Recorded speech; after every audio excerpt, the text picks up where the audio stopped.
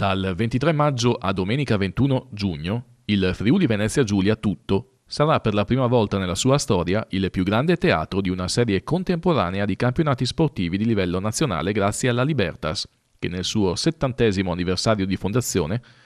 viene omaggiata e omaggia il suo fiore all'occhiello rappresentato proprio da questa regione.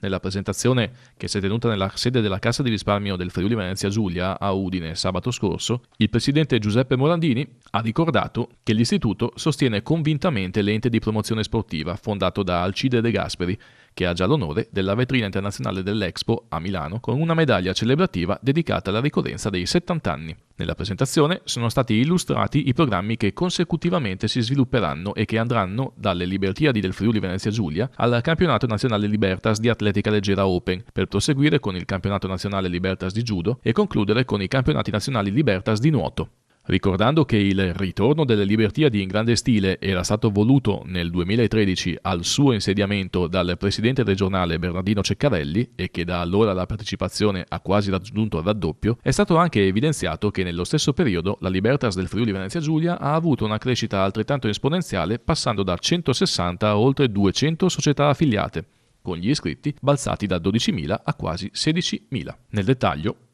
il 23 e 24 maggio a Casals della Delizia scenderanno 1900 atleti di 24 discipline sportive. La settimana successiva, il 30 e 31 maggio, Gemona del Friuli ospita la 62esima edizione del Campionato Nazionale Libertas di Atletica Leggera Open, aperto a tutte le società affiliate FIDAL, per il quale è atteso 1 migliaio almeno di partecipanti. Ci sarà poi il Campionato Nazionale Libertas di Judo, giunto alla 21esima edizione, che si svolgerà il 6 e 7 giugno a Pollenone nella palestra comunale dell'Istituto Flora, dove sono attesi non meno di 800 atleti da tutta Italia, con una rappresentanza anche dalla Sicilia e una forte partecipazione pronunciata dal Piemonte. Infine, Lignano Sabbiadoro ospiterà alla Jet-Tour dal 18 al 21 giugno i 61esimi campionati nazionali Libertas di nuoto, ai quali è stata già prevista la partecipazione di 800 atleti con la presenza di 2000 persone per gara.